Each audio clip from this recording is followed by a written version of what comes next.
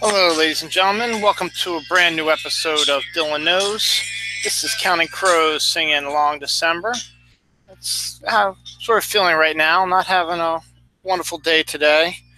But you know what? That's what happens. And regardless, that's life, I guess.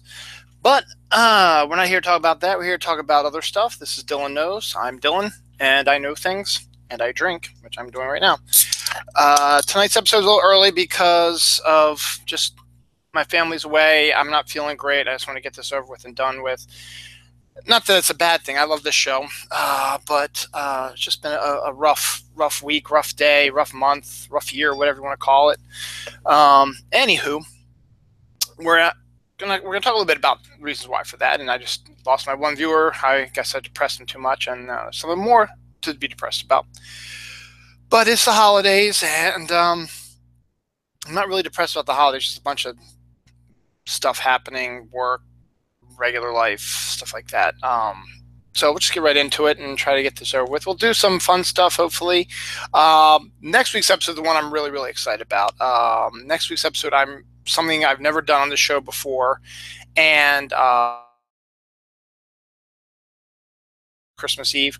I will not be doing my show Christmas Eve, obviously. I'll probably be doing it on the 23rd, maybe the 22nd, depending on timing and stuff like that. But let me just say about what next week's episode is about, and then we'll just get through this episode, and we'll look forward to next week's episode. Next week's episode is my special Christmas episode. It's just me by myself again. But what I'm going to do, no, I'm not going to, stupid computers making things even worse. What I'm going to do is something I've never done before. It's Christmas weekend, so what I'm going to do is I'm going to read Christmas stories on the show. I'll show you. I'll have the books. I'll show you the pictures, like I'm reading to you, like I'm your Uncle Dylan reading you Christmas stories before you go to bed. You can play it for your kids if you want. I'll try to do a more, I won't be as cursy and angry and depressed as I usually am, but I think it's going to be a lot of fun. I'm not saying this is going to be the whole episode, but the majority of the episode next week is going to be me reading Christmas stories. I think it's going to be a lot of fun. So that's next week. This week, we've got a whole list of stuff to go over. There's a whole lot of stuff happen. The biggest story, we're going to get into that a little bit, is it's not really a debate since I'm the only one talking about it, but there's some talk about Santa Claus and when is the best time to tell children the truth about Santa. And I disagree with that vehemently. And we'll discuss that in a little bit. But first, we got to lead into that. So let's start with something interesting here. Let me see. What should we start with here? Let's start with something fun then. Actually, it's a little bit more risque, so I will maybe do that later. Okay. Jewelry for Christmas. Let's talk a little about Christmas. Now, you've heard these ads before, and they do the same thing around Valentine's Day and even Mother's Day somewhat, I guess, but mostly Valentine's Day and particularly Christmas. The jewelers, I get what they're trying to do. They need to make money. They want people to buy their jewelry. But when they do their commercials on the radio and on television, much like with the car dealerships, they make it seem like that it is a moral imperative that you buy your, in this case, it's focused mostly towards women, to be honest, but your significant other, jewelry. They're pushing their jewelry stuff. They're saying, why aren't you buying jewelry? What they really want for Christmas is jewelry. You've given her terrible presents before. What she really wants is real jewelry. We have all kinds of jewelry, all kinds of stuff. But you know what? It's also very expensive jewelry that you have. And yes, I understand you're trying to make money as well. But with these commercials, you're making it seem like that those of us who don't buy jewelry for our wives, because in my case, my wife, she really doesn't wear jewelry because she can't. At her job, she absolutely cannot wear makeup or jewelry because of what she does. And in the end, she wears jewelry.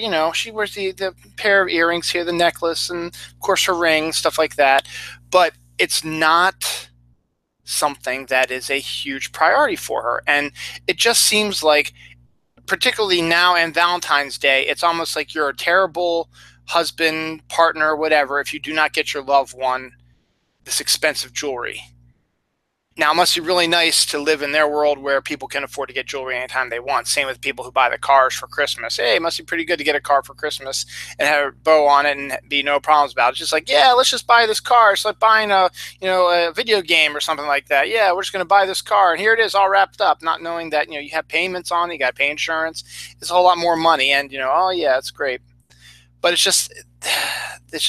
it makes me feel like I am not being a good husband, even though I know for a fact that my wife does not really like jewelry all that much. I've gotten her jewelry before, yeah, but it's never been anything that these people are trying to sell you, diamonds and pure gold jewelry and stuff like that. And let's be honest, I mean, how often do they wear jewelry? I mean, you go out a little bit on dates and stuff like that, that might be it. But, around the house, you're doing stuff, you're playing with your kids, you're cleaning, you're doing the dishes, you're eating, you're making food, whatever. You're not going to want to wear your nice jewelry for that. Come on, seriously? I don't know. It just seemed to be a ridiculous thing like that. NASA discovered an entire, see, I jump all over the place, that's what I do. NASA discovered an entire solar system of Earth-sized planets, nine Earth-sized planets, 6 of which are rocky, and 3 of which are within their star's habitable zone, which means that there could be water on that. So it's about a 40 light year away galaxy. By all intents and purposes, is not far away, but by our technology now, it would take billions of years to get there. Millions, I think they said, not billions. But the fact is that this area might have life as well. There's been millions of planets that have been found already, and there's probably millions more of them out there, so more proof that there's possibility that there might be life elsewhere in the universe. And here's the other thing, and I've had this issue before also. Now, they're looking at life as being like us, needing water to survive and needing oxygen. My thing has always been, why just pigeonhole yourself to that? Because aliens might have evolved to live on the planet they are given. Life finds a way, as Jeff Goldblum says. There might be, these beings might just be able to survive on carbon, or they don't need water, they need something else. They don't need to be like us. And they don't need to have our same breathing oxygen and using water. So that's where these hunts for alien planets makes me a little iffy. But the fact is, it's always cool when you hear about new planets that are discovered, especially planets that are Earth-like, and could potentially house life like us. Maybe that's why all the aliens in TV shows and movies look like, yeah, humans, possibly. Should I continue with it? Yeah, I'll continue with NASA. Why not? No, that's something else. There has been, and you might have heard about this, there's been a spherical object that has been sighted. Not spherical. Where's the information? Damn. I know I wrote it down. Oh, here it is. A shaped interstellar annealing. I don't know, but it's almost like a cigar-shaped interstellar meteorite has been discovered by NASA. It's the first meteorite that they have realized has come from interstellar space and not from, any of the parts of our universe. It's from another universe, stuff like that. It is entering into our solar system, and they've never seen this before. Now, what makes it even more interesting is the fact that it is an elongated asteroid and not your typical rocky circular one. This is more like a cigar-shaped one, which a lot of people who've spotted UFOs have said they've been cigar-shaped. Now, NASA's kind of taking this kind of seriously, and this is from space.com, so this is one of NASA's, one of their big areas. They were testing this object to see if there have been any radio waves or radio signals or anything coming out of this cigar-shaped asteroid that's been from interstellar space entering our galaxy. And they haven't found any, but that doesn't mean there isn't anything there that they might not be in suspended animation. So it's got NASA really, really kind of excited. They've been discussing in public the fact that this item might be something alien. And that makes it kind of fascinating that they're starting to mention this now. And I don't know if there's a reason for it, just because now they finally have proof. And as you can see, we've talked about the story about the other planet. I forgot what the name of it was right now. I talked about it a few episodes back, that they say has been, on a collision course for Earth forever, and that it's going to hit last month, 2 months ago, 3 months ago, and it never has. And then there's all these doctored photos that you can actually see two suns type of thing, because one's a planet and one's a sun. Nibiru, that's what it is. And that's the rumor, is that Nibiru is a planet that rotates in our solar system, that rotates every 10,000 years, and it's about the size of Jupiter. It's going to smash into Earth and destroy us all. They said it was supposed to happen months ago, and it still hasn't happened yet. And this is proof, with them looking at this interstellar asteroid, that NASA, when they find something, they know something is coming towards them, they will spend lots of time on it, because this item just entered our solar system. So it's not even going to get to Earth for years, if it's even on that path. But it's still fascinating that they keep an eye on it, and they'll be able to see if anything changes. If, say, it enters Saturn's orbit, all of a sudden radio waves start spouting off it because the machine's waking up, and that it's possible that this could be an alien invasion, alien visitors, whatever. They will be on this sucker, because they know it's there, and they've been following it, and they're going to follow it until they come to a logical conclusion about what it is, or where it happens, or what happens to it, or what the future brings for it. Again, it's one of these things that it's not going to even come close to us for years, but the fact that they've got people on it and keeping an eye on it, and will continue to keep an eye on it, is truly fascinating. And that is the proof that, NASA is taking their job seriously, of trying to see if maybe there are other beings, and this asteroid is it. That's what my point is with Nibiru. A planet that size, if it was on a collision course with Earth a couple weeks, if it was supposed to hit us a couple months ago, they would have known about this planet for years, because something that big is going to cause disruptions in the solar system. And you'd be able to see it with your naked eye. And look, I've looked up in the sky. There's one sun. Don't tell me it's a NASA conspiracy. They're able to block out the other sun. How? That's a bunch of bullshit. All these damn conspiracy theories by just people nowadays are just driving me absolutely bonkers. They give conspiracy theorists a bad name. Anyway, while I'm on this tangent, one interesting piece of information that just came over the wire from Michael Ian Black, of all people, a actor who I follow on Twitter. He retweeted something that Senator what is his name? Shit, my handwriting it's like Harry David, but Harry Reid, that's what it is. It's Harry Reid. Senator Harry Reid, who was at one time the former Senate Majority Leader, was saying that recently in a speech or whatever, that he has been saying that there has been unexplained aerial phenomenon, and that it's real, and that it's not terrestrial. So basically, he's announcing that the government has been looking at these strange objects in the sky, unexplained phenomenon, and this guy who was a Senate Majority Leader says they're not of this earth. So take that what you will. I don't know what you want to do with that, but interesting. No, I'll talk about that later. Here's some food information. I always like to drop some food info on you guys. Oreos have been going absolutely bonkers with all their different flavors. I've talked about multiple flavors. Some of them are really, really good. Some of them are really, really crappy. And they're going to keep doing new ones all the time.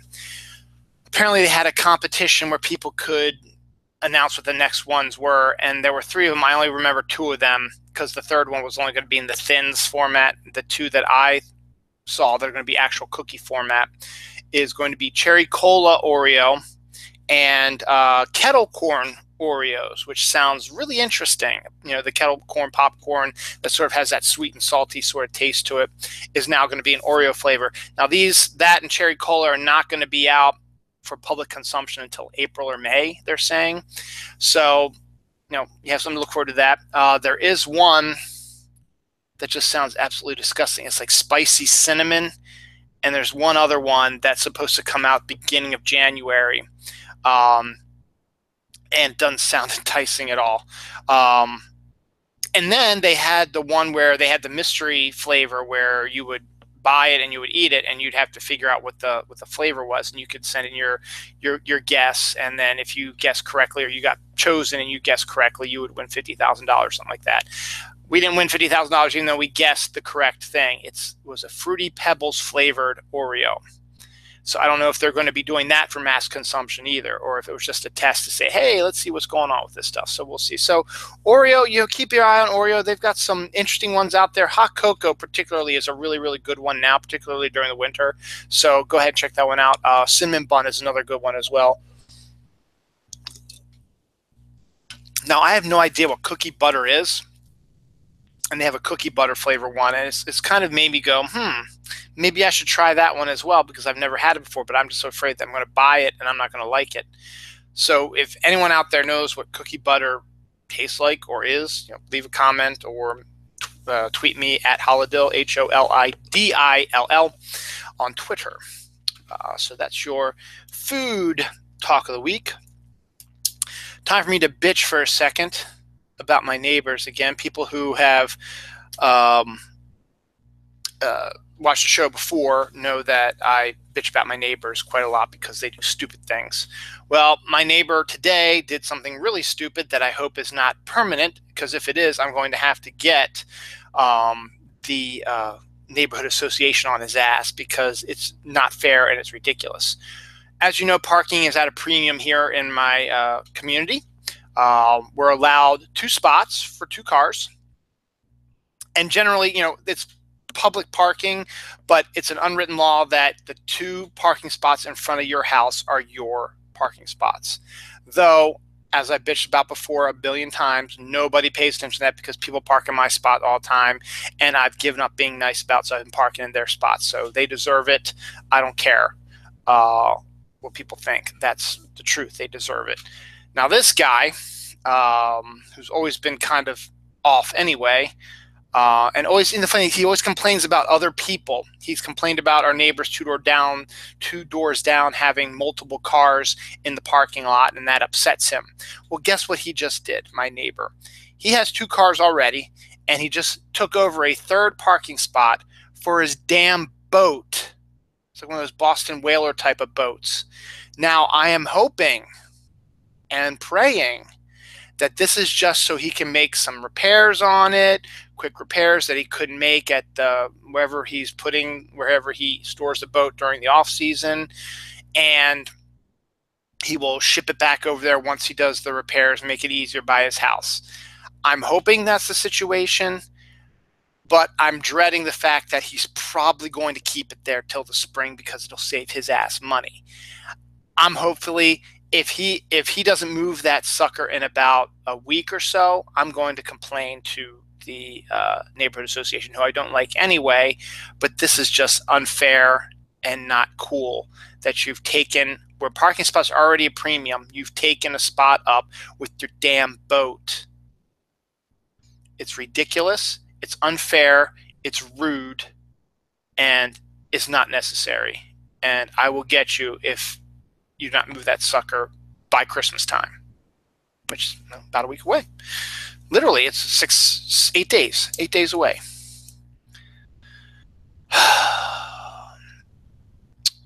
Let's see. So I bitched about that. I think I put that on the other page. Yes, boat parking. What's next? Let's talk about this real quick. The big news of the week is the Walt Disney World 21st Century Fox merger. Disney now controls most of 21st Century Fox's stuff. That doesn't include Fox News, even though I wish they would have taken that over, but unfortunately they didn't. But the most important thing is that it takes over their movie slate. And 21st Century Fox owns the rights to the Fantastic Four and the X-Men and Deadpool, who's kind of part of the X-Men, but not really. And they are all now housed under Disney. So Marvel Productions can actually, if they make some deals, could probably bring the X-Men and the Fantastic Four and Deadpool into their Marvel Cinematic Universe. Now, is that going to happen? I don't know, because before the merger happened, 21st Century Fox was already set on a bunch of movies already that they had already had planned and were working on, and so are they going to change them now to fit into the MCU? Is the MCU going to take over the movies and change them completely and reboot them like they did with Spider-Man? At this point, I don't know. But the fact of the matter is, the Fantastic Four, I liked the one with Chris Evans and Jessica Alba and Michael Chiklis. The first one, I never saw the second one, but I didn't mind the first one. I understood why people didn't like it, but I kind of liked it. It was okay.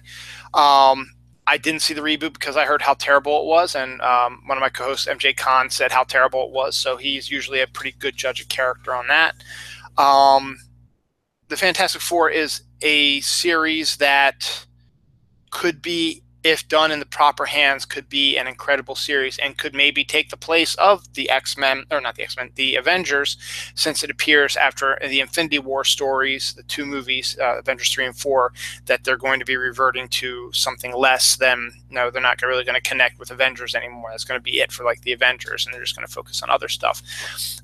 We'll see how long that lasts. We'll see. But this opens up a whole lot of stuff, though. I mean, you could do Marvel Secret Wars, the original, where you took mutants and Avengers and regular heroes and their villains and put them on a planet and have them fight each other but survive on this planet as well. You can make that into a hugely popular movie.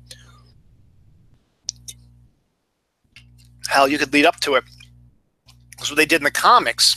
And this is the original Secret War that came out around 85, 86. What they did, or 84 maybe, 84, 85. What they did in the original comics is they would have one issue right before Secret War started, which it would be the culmination of a storyline or whatever, but the very last pages had them say, hey, there's some weird thing in Central Park, I better investigate it. And they go into Central Park and they disappear. And then you had to wait a month to find out what happened. Well, what actually they decided to do instead, which to me was still a pretty good idea, was a month later, they had their heroes come back, and they were completely different. Not completely, but there were a lot of differences. Spider-Man had a different costume on. The Fantastic Four no longer had the thing on, and it had She-Hulk was a member of the X-Men.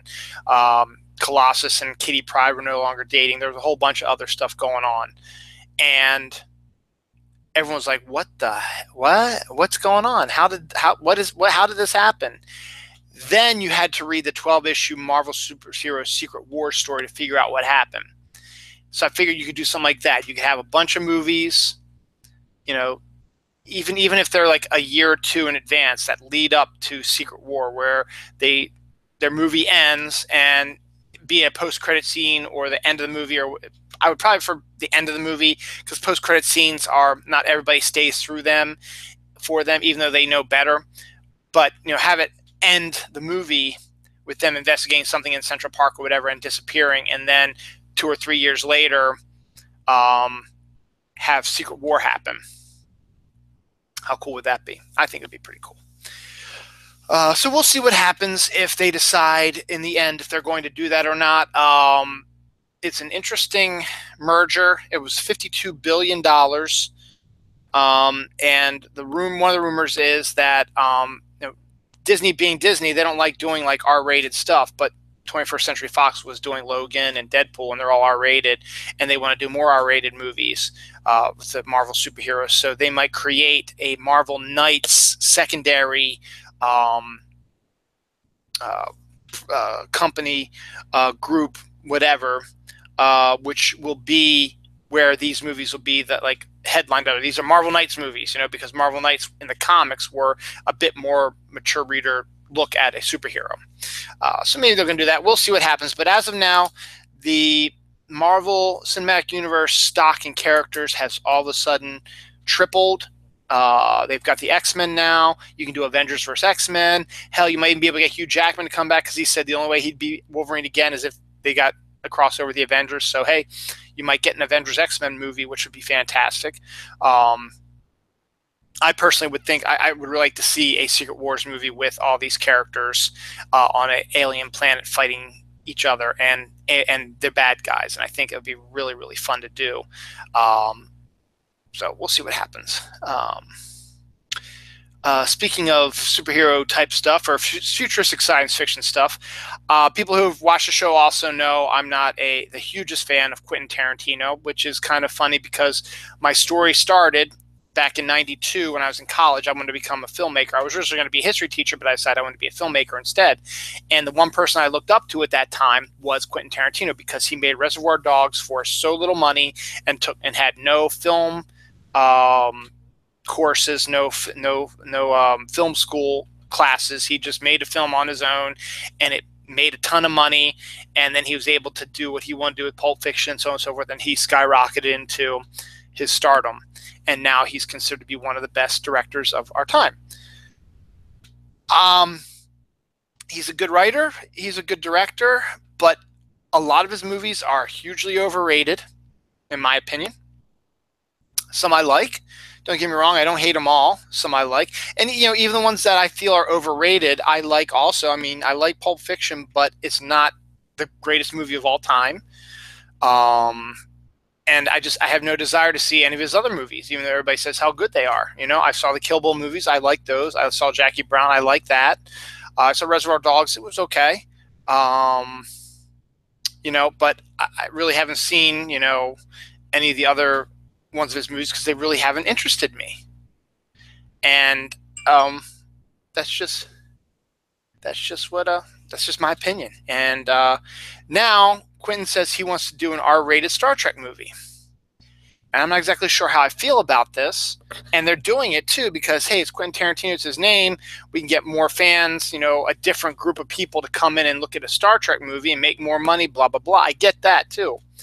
But how's that going to fit into continuity? How's it going to fit? Are you actually going to do an R-rated? Are you going? How is Tarantino going to do it? Is he going to be hamstrung with it? Is he going to have them travel back in time to present day Earth so he can do his gangster type stuff that he always does? Or is he going to sit pat and play in the sci-fi arena? Because I think I would like to see what a Quentin Tarantino science fiction movie would look like. He's never done one before. And I think that, I would like to kind of see him get out of his niche, which is all these,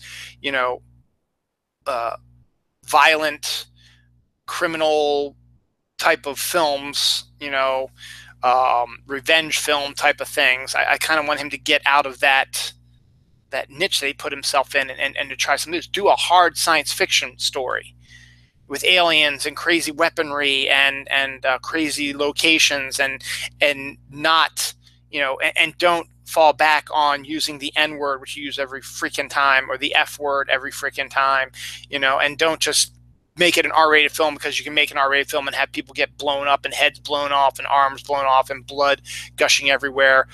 Try something different, Quentin. I would like to see what you could do when you play in the hard science fiction playground. I think you could have a lot of fun with that. I think you can make it really, really interesting if you just sort of temper your ultra violence and sort of just work in your science fiction arena. So am I going to see this Star Trek movie? I don't know. I like Star Trek. I like Star Trek a lot. And I don't know if I'm ready to see what Tarantino would do to a Star Trek movie. It's a huge gamble because it could blow up in their face. It could be a disaster. And you just wouldn't know it. I mean, I won't know anything until they actually make the film and do trailers and show behind the scenes stuff and who the cast is and what the story might be a little bit about. I'll make my determination then, but for now, it's just one of those things that's like, unless you're going to fully engage in a science fiction film and not revert back to your ultra-violent revenge thrillers, I might be interested to see what you could do with that, Quentin.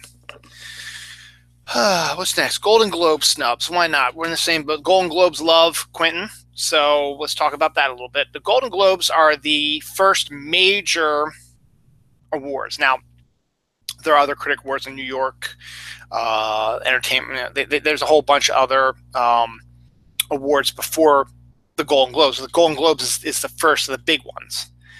It's the one that is kind of a precursor to what you might see at the Academy Awards. Now, the Academy Awards is a little bit something different every once in a while that doesn't connect with the Golden Globes. And what I like about the Golden Globes is they do Best Picture and then Best Comedy Musical, because it'd be fun to see different movies get a chance to go up, that are really, really good, because the Academy needs to be all dramatic and stuff like that for their best pictures. And I like to see, like a comedy or a musical and see how they fare up, and then have them win an award and have one of these dramatic ones win an award. And somehow these two mesh into the 10 movies that, the Academy can nominate. It's not going to happen because that's not how the Academy Awards work. But the Golden Globes also do that, but they also deal with television as well. So they do television stuff, best TV shows, it's the foreign press and their picks on stuff. Now, leading into award season, because this is basically, we're in it now, there was lots of talk that this might be the year that genre movies might make a play, because to be honest, I used to be really into reading Entertainment Weekly and following all the movies that are coming out and writing on my calendar what movies are coming out and knowing what they're about. Now I barely know what's coming out except the stuff that I like, which are genre movies.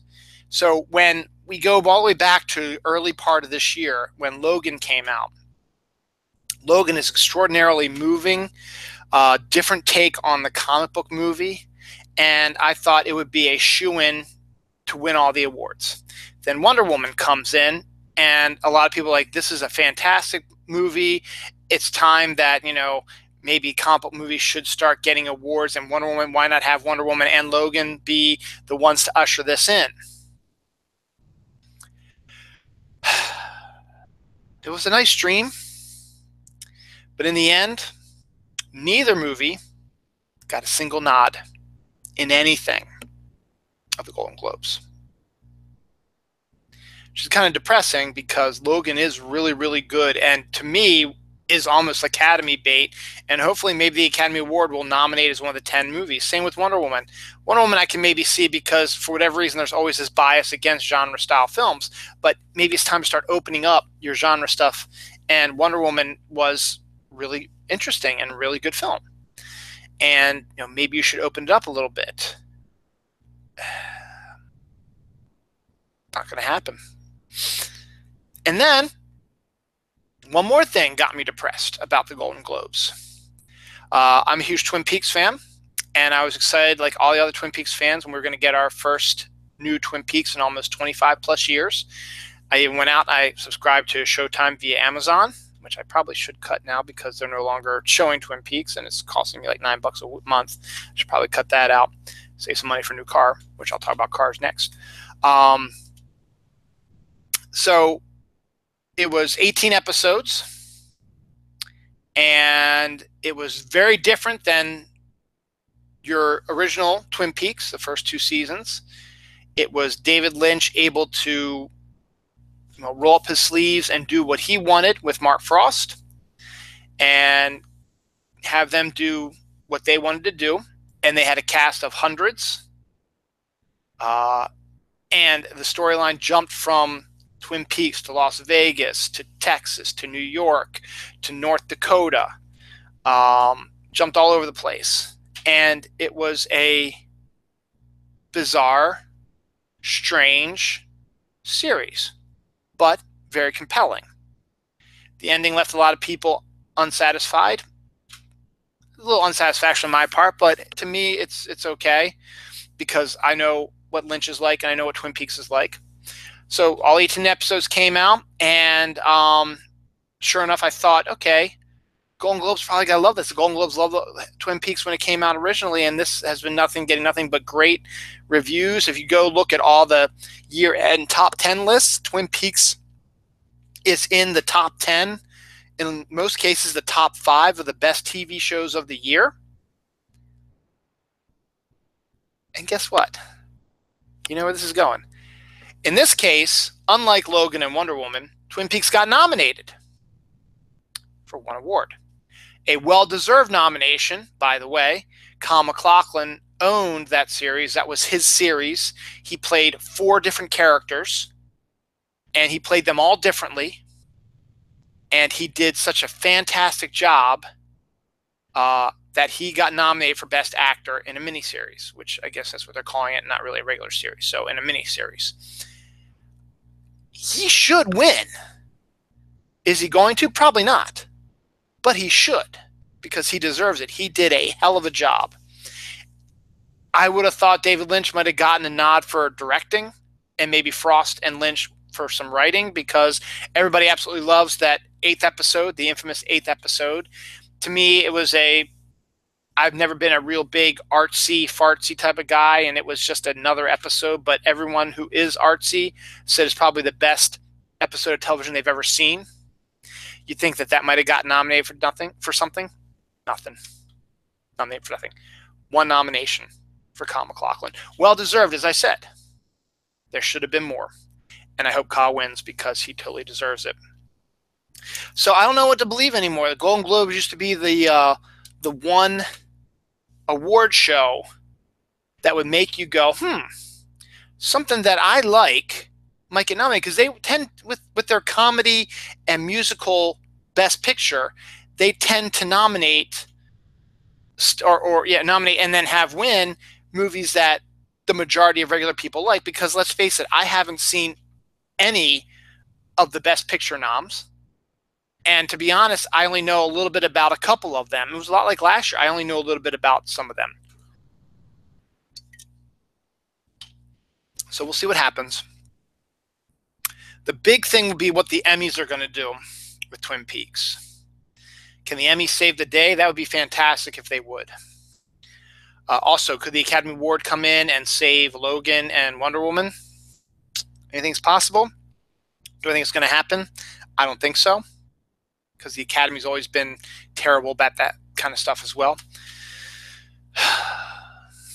We'll see. So, snubs. Terrible. Absolutely terrible.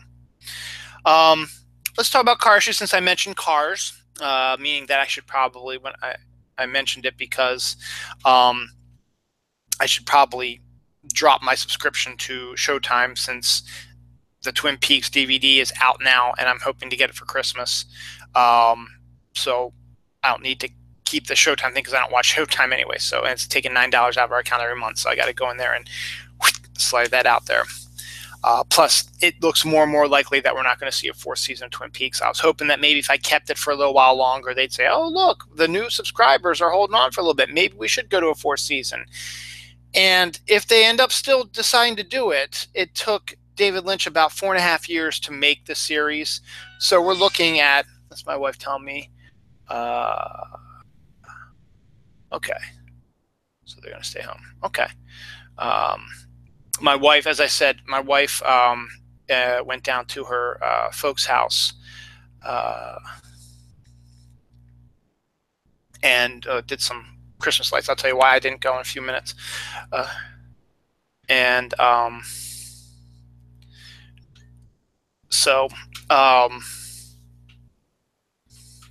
they had the van, so I have to wait for them to get here till we go to Mass. But they should be back before then.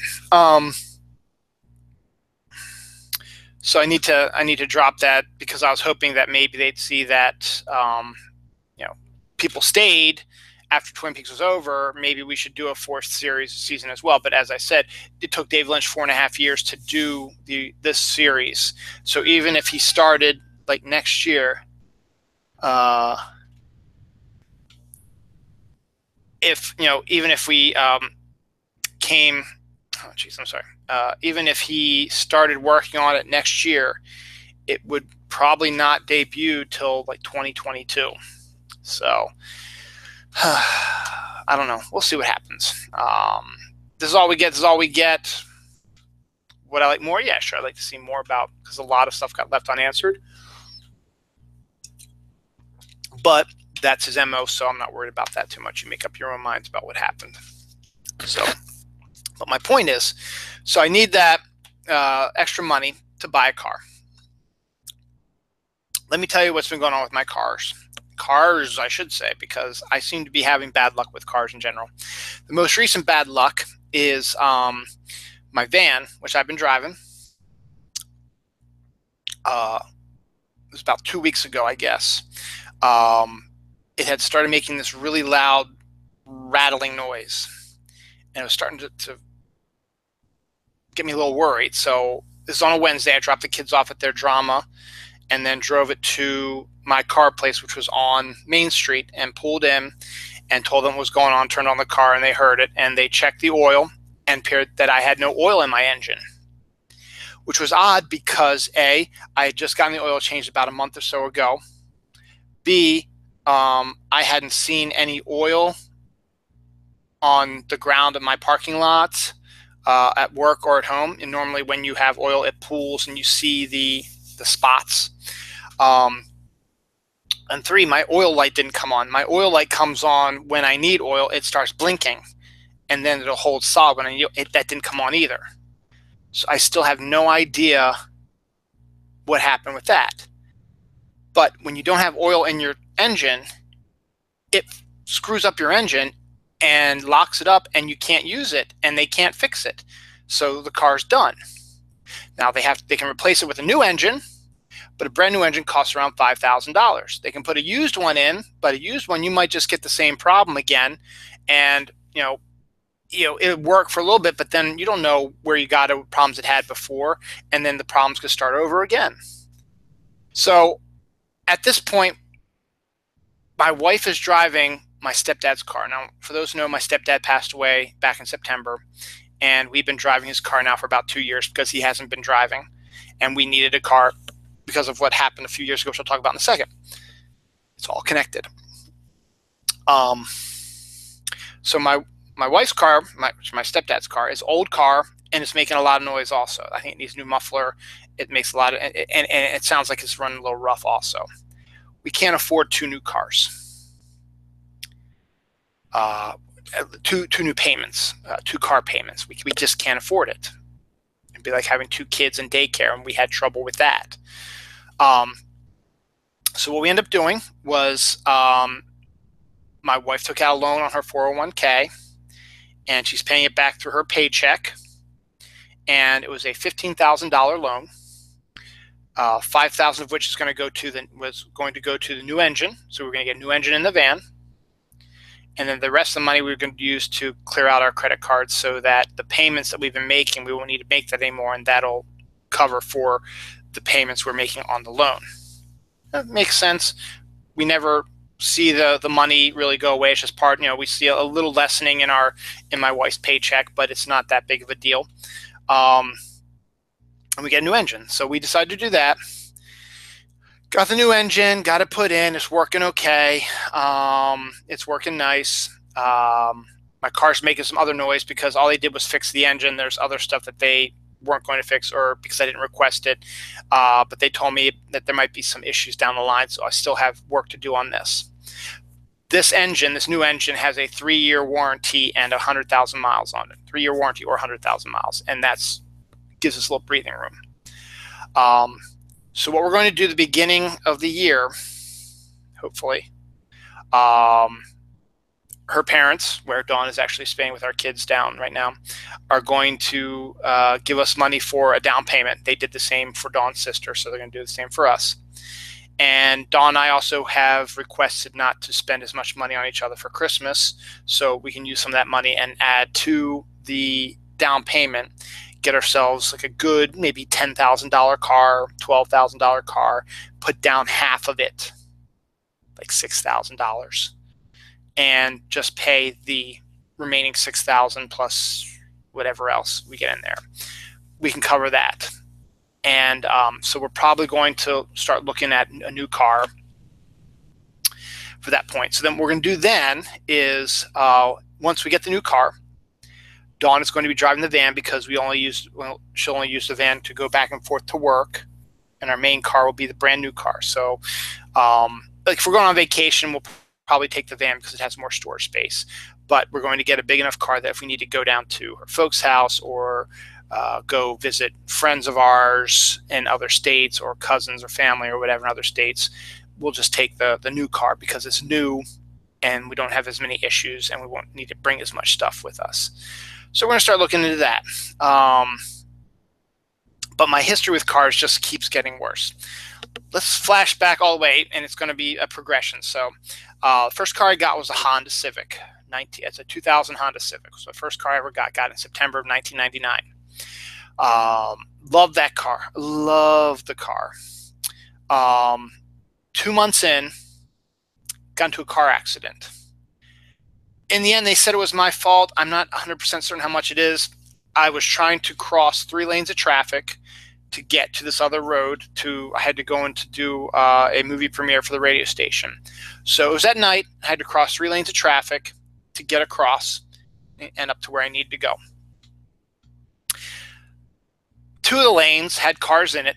They stopped for me when they saw my signal that I was going to turn.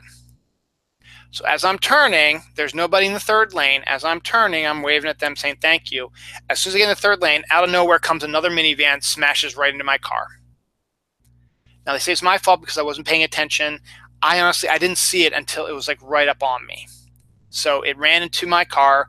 We had to take it off to the side and take care of. The guy who was driving it was a kid who had just totaled his car and was driving his parents' car. But in the end, they blamed me for it because they said I should have been more aware, blah, blah, blah, whatever. So we took it to a place to get fixed. The damage was not bad enough that it was totaled. It was just it had to get repaired. So for a full month, I did not have my new car, which I had just gotten.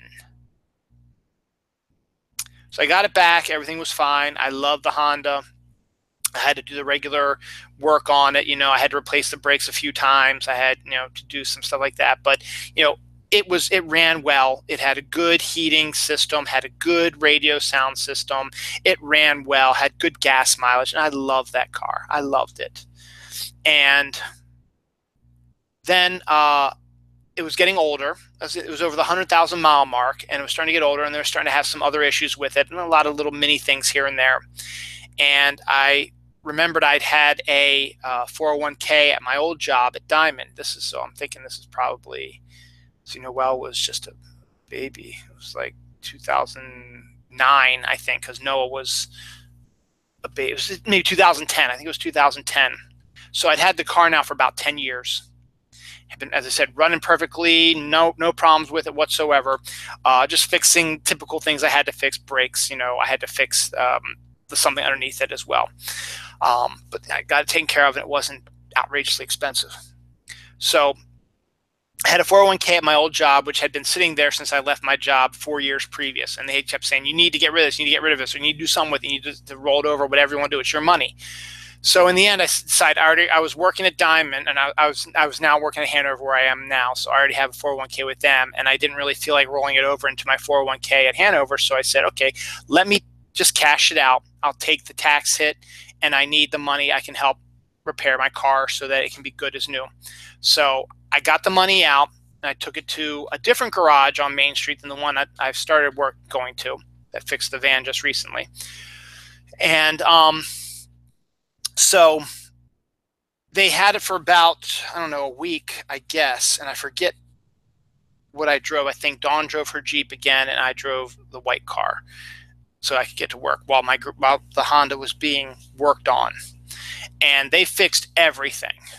I mean, knew everything. It cost a couple $1,000s, but I had it with this 401k that I cashed out. I could pay for anything. So basically, it was almost a brand new car when I got it. Knew everything. It was absolutely wonderful. And this was I want to say like January. March 3rd, which was my wife's birthday. I would say it was probably 2010. I'm driving my daughter to school like I had been doing. And we're in a 1-lane road, and it's heavy traffic, so we're moving fairly slow. So we're moving about maybe 5-10 miles an hour. So I'm moving. My daughter's in the back in her car seat. She's about 3 years old.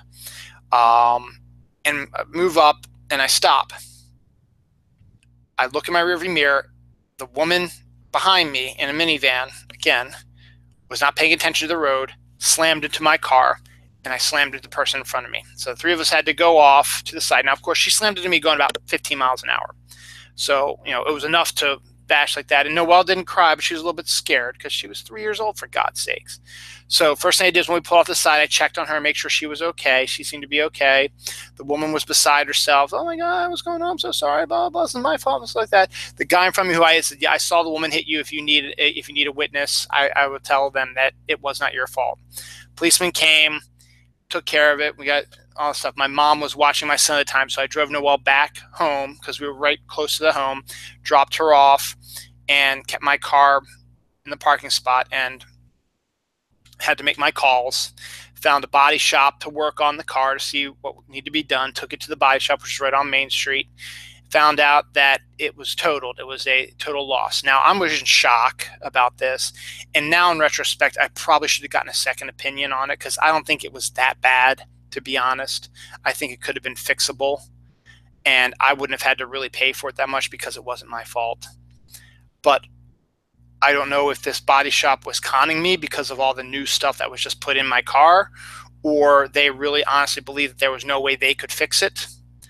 That's going to be a question that's going to be bothering me for the rest of my life, along with the fact that I just blew close to $2,500 of a 401k to make sure that this car would last another 10 years. If I wouldn't have had this accident, we wouldn't be having this conversation right now. That car would still be running right now, and I'd still own it, and I would love it because it was fantastic. But in the end, we had to total it. I got a settlement on it. And my wife was driving a white car that we got from her grandmother. And we fixed up her Jeep. Her Jeep wasn't running that great, but she was only driving back and forth to work. So until we got our new car.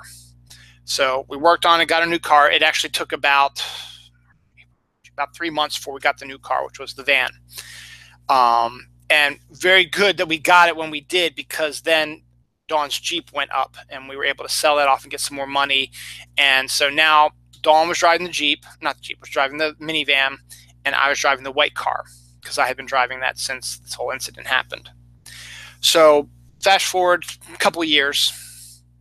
Let me see, it was probably about 2015 by now. Yeah, around Christmas time. Again, right around this time.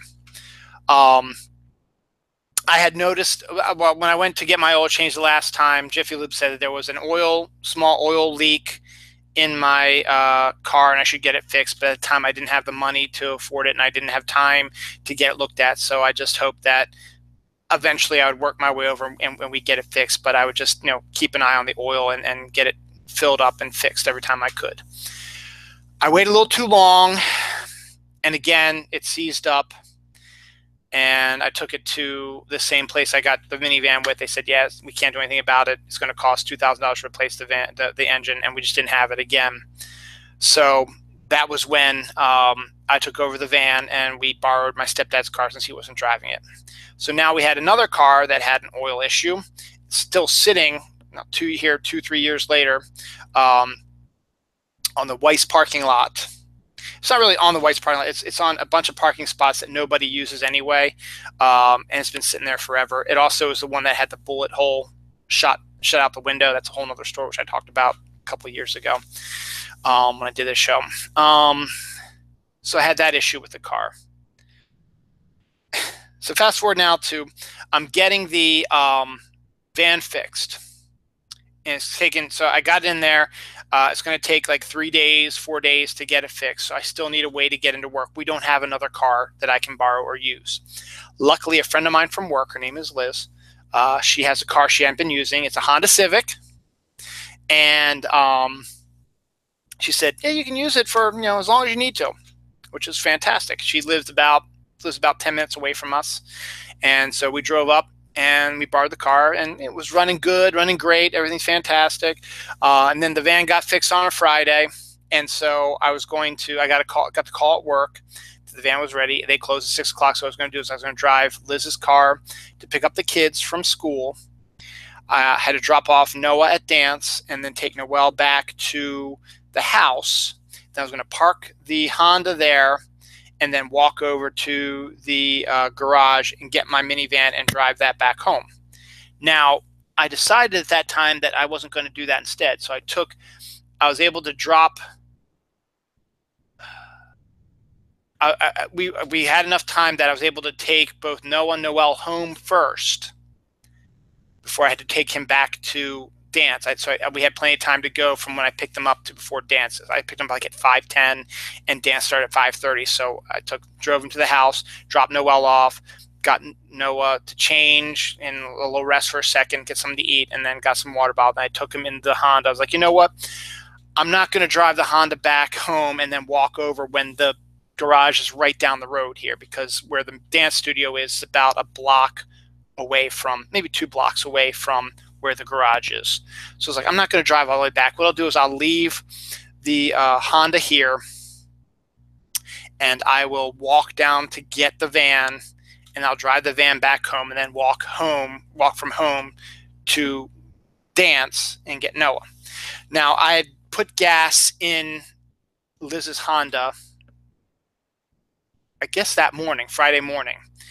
And so when I got to I got to dance, and I watched Noah finish his dance, and then I picked him up, and I got in the Honda. I turned on the car. The check engine light came on of Liz's Honda. And this was freaking me out now, because this was not my car. I had been driving it for like 3 days. I hadn't had any problems with it. And now all of a sudden I have a check engine light. Oh shit, what's going to happen now? So I was worried about that. So we drove it back home. I said, I'm not going to worry about it right now, because Saturday was going to be Noel's birthday party, which I'll talk about in a second. And then Sunday we would drive it back to Liz's house and drop off the car, because I had the van by then. So I drive up there, and I pull in, and she comes out, and I says, I'm so sorry. I honestly, I don't know what happened. The check engine light is on. And she's like, really? And then she stopped and said, did you get gas? And I was like, yeah, I got gas like yesterday or something like that. I was like, oh, or it was actually Friday. Oh, that's probably what it is. If you don't close the gas, tank tight enough, even if you think you did, if it's not exactly as tight as they want it, the check engine light will come on. She said, it's happened to me before, so don't worry about it. So I was panicking, but that made me feel a little bit better. So then I drive back home, and then we do work. We work together. So, about 3 or 4 days into the work week, I walk out. Or actually, no, Liz comes over and says, Dylan, I need a jump for the car. And it's the same Honda. I was like, oh God, I probably screwed up the car. So I was like, no, you didn't. It was the gas thing. I tightened the gas thing, the check engine light went off. It's just my battery and we just fixed the battery. So it just needs a jump. It was cold or whatever, and it wasn't ready. So my friend Becky was able to charge it. So there was no problem with that. But the minute I saw that check engine light come on when I was driving the car, I thought, oh God, I did it again. I screwed it up. So now every little thing with the van puts me on edge. And that might be one of the reasons why I'm not feeling as good as I am now, because we have this click, click, click, click, click that the guys at the garage say was the alternator. And it says that could be a problem eventually, but it's nothing to worry about right now. And then the tires, I think I need shocks and struts, and that's going to be another like $1,000-some. I'm feeling a lot of vibration, and it feels like it's flat. But then I look at the tires, and they're full, and they're rugged, and they're fine. So it's just the way things are, and I'm afraid something's going to happen there. So I'm paranoid about what's going to happen with the van. So because I have all this car issues, so those are my car issues, and it's going to be a consistent thing until I get the new car. So hopefully we'll get a new car eventually. So leading into what else I was going to say, Noelle, her birthday was on Tuesday, this past Tuesday, the 12th. Unfortunately, she had a cold and stayed home on her birthday because she wasn't feeling well. She's slowly getting over it, but she's getting better now. But she got her presents and all this stuff. But her real birthday party had been earlier on Saturday the 9th. She wanted to have some friends over. So she had 3 friends over to spend the night. And that day, we had our first snowfall of the year. Dropped about 3 inches of snow on us. And the place that she wanted to go for her birthday party closed early. So she's a little upset. But then Dawn was like, hey, what about the laser tag place? Maybe they're going to be open. So she called the laser tag place. Like, yeah, we're open. Come on over. So we set up something, and Noelle was able to take her friends over and us to the laser tag place, which we've gone to a million times, and we absolutely love, and Noelle loves. And her friend Maddie had been there before, and she loved it also, and so she was happy to be going back to it again. And so we got there, and our friend Mike works there, and he was able to. We had 8 people. He only charged us for 5. Because I know these people, which is really cool. So he only charged us for 5, and it's a 45-minute thing. It's like 4 7-minute or 8-minute sessions. I'm sorry, like 4 8-minute sessions of laser tag where you run around the arena and you shoot each other and you shoot their bases, and it's so cool. And I'm going to have my birthday there, and you're all invited. But yeah, it's great. So I love doing that. So she did that, and she had fun. And then it was funny. One of the things you have to do in this laser tag is you have to shoot the opposing team's base. And all the girls wanted to be on the same team, so they were able to work out that all the girls were on one team, and me, my wife, and son, and these 2 other girls who joined in. Because some of the things where, they like to have as many people as they can in there. And so if we have a party of, like, say, 8 people, and like 2 more people come in and say, hey, we want some we'll pay for some laser tag. They say, is it okay if they join you? We're like, absolutely, it's fine. Some more the merrier. So it was the 5 of us against the 4 of them, or 3 of them, 4 of them. And we were demolishing them. So Mike is one of the guys that walks around, make sure everybody follows the rules. So at the end of every of the first 2 games, he was telling them, you need to attack their bases. You weren't attacking their bases. You got to do this. And he said, I'll help you out a little bit. He signed himself in, and he played on their side to make it a little more even and fair, which I thought was really cool, Mike. So kudos to you, Mike, and kudos to you, Laser Tag Place, for making my daughter's birthday fun and special. Then they came back home, they had a dessert, and then they stayed up till 3 in the morning chit-chatting, and then eventually went to bed, and then had to leave early. They all had to leave early the next morning. So it was good. It was a good birthday for her. I think she enjoyed herself. And then this past Thursday was her first concert ever. She plays the trombone, so she played in the band. She played a couple songs with the band and with her trombone, and then she sang with the chorus and sang some other stuff. It was about an hour-long event. All of her grandparents, except for my mom, were there. My mom couldn't make it. And it was a good time, and it was a fun time had by all, and she did really, really good. We're about an hour in. Should I complain about one more thing? No, I'll tell you what. We'll do a little bit of debate about Santa, and then we'll do some of these other minor things, and then we'll call it a night. So I think it was this week, because I was trying to figure out an idea of what I was going to do for this episode, since I knew it was going to be a solo one, since I did Jerry's show last week and MJ's the week before. I needed an angle, and it being now 8 days to Christmas, I figured, that's right, yeah, Saturday. No, it's 9 days to Christmas, 8 days to Christmas Eve, excuse me. I figured now would be the best time to talk about Santa Claus. Now, I don't know how I want to approach this.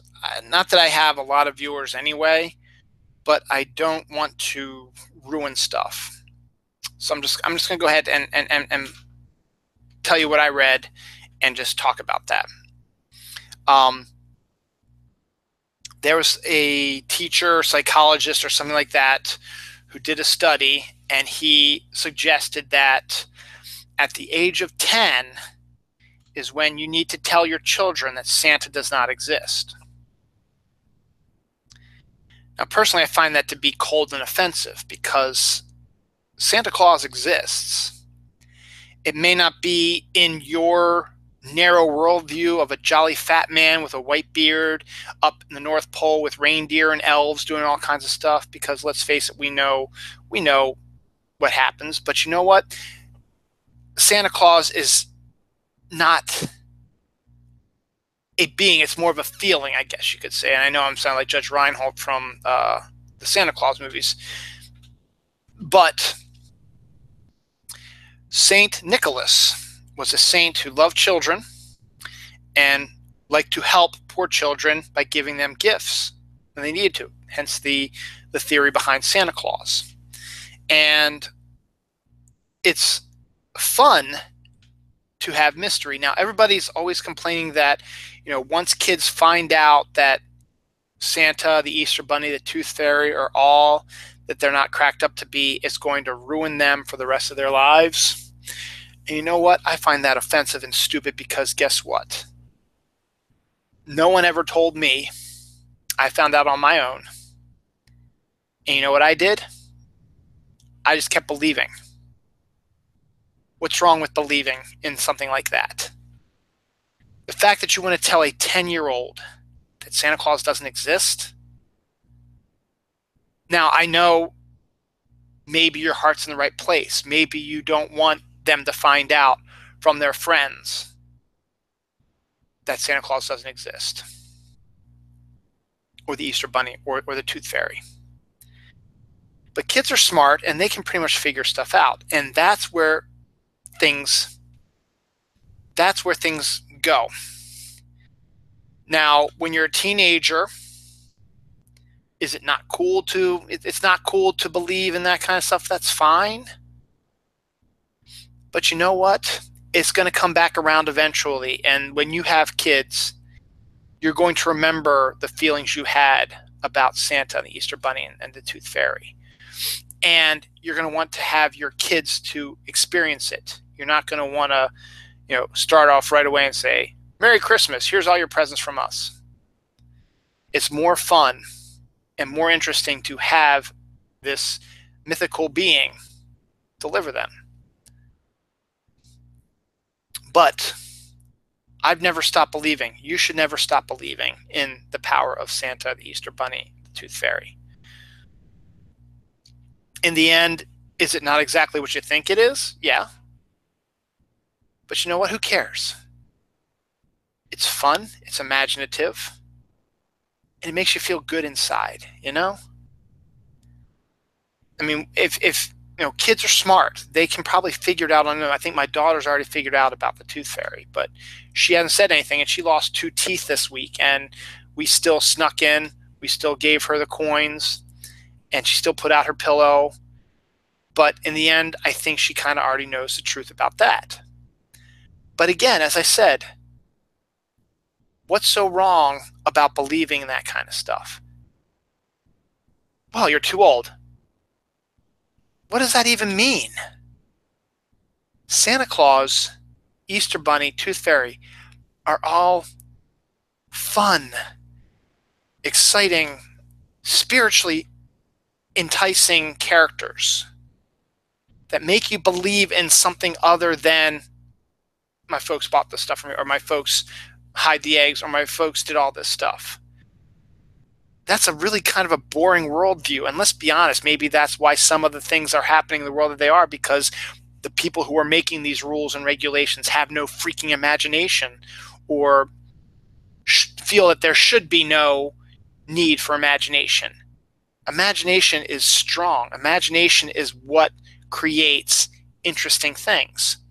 And Hollywood has lost that imagination with the fact that they're rebooting everything. They're rebooting Dick Tracy. They're rebooting 48 Hours. They're remaking everything under the sun. They're bringing back TV shows that have been long canceled. In some cases, it's good. Twin Peaks being back is great. But, you bring back Will and Grace. You bring back Roseanne. Okay, the fans are happy for that. That's fine. But you know what? It's not really necessary. But the feeling of Christmas, the spirit of Christmas, the spirit of Easter, the spirit of the Tooth Fairy, whatever you want to believe in, that's what makes the holiday fun. And we do the Elf on the Shelf. And again, the kids aren't stupid. They know that he doesn't move, he doesn't talk, he doesn't look like he's alive. But he's in a different spot every day. And in the back of their head, that's kind of like, that's really kind of neat. They don't think that, well, mom or dad moved it to this place. No, it's just kind of neat thinking that this elf on the shelf could come to life and move and, keep going. And here's the funny thing also, referring back to my daughter's slumber party. Normally when she has a slumber party, we write a note saying that he's going to spend some time up at the North Pole and he'll come back once the party's over. I said I didn't want to do that this year. So while they were distracted late at night, I was able to move him without them knowing, because they weren't going to come and look for him. They were busy yammering and doing what 11-year-old kids do. Chit-chatting, gossiping, screeching, having fun. But here's the funny thing. The next day, after her friends left, she said that she was freaked out a little bit at night because she thought she heard the door to the china cabinet open, which was where we had put Turkey, our elf. And I had moved him just to a shelf below, so it looks like he did move, but not by much. But he still moved. He was in a different spot. And Noelle said it freaked her out because she thought that the elf really came to life and she really heard him move. In the end, it turned out to be Jinx scratching at our bedroom door. But she still believes enough that in the power that this elf moves every night to a different location. And she might not be as interested in looking for him as she was when she was younger. Noah makes up for that in plenty of time because he gets excited trying to find him every week. And then Noelle's like, oh, that's interesting. She's turning 11, so it's okay. But you know what? It's okay if, you don't believe. And as I said, they're smart. They can probably figure out what's actually happening. Is Santa really going to make a Wii U that you can get at the local store? No, probably not. But you know what? Again, the spirit of Christmas resides inside of you. And part of the spirit of Christmas, not only the religious part for the Roman Catholics, but for the Christmas tree and Santa is a huge part of that. And you need to have Santa in your heart all the time. Same with the Easter Bunny and same with Tooth Fairy. You need to believe in magic. It keeps things interesting, makes things fun, and fills you with the spirit. So yes, Virginia, there is a Santa Claus. And as you get older, hopefully you will discover the true Santa Claus within. On that note, I'm going to end that debate in there. I win.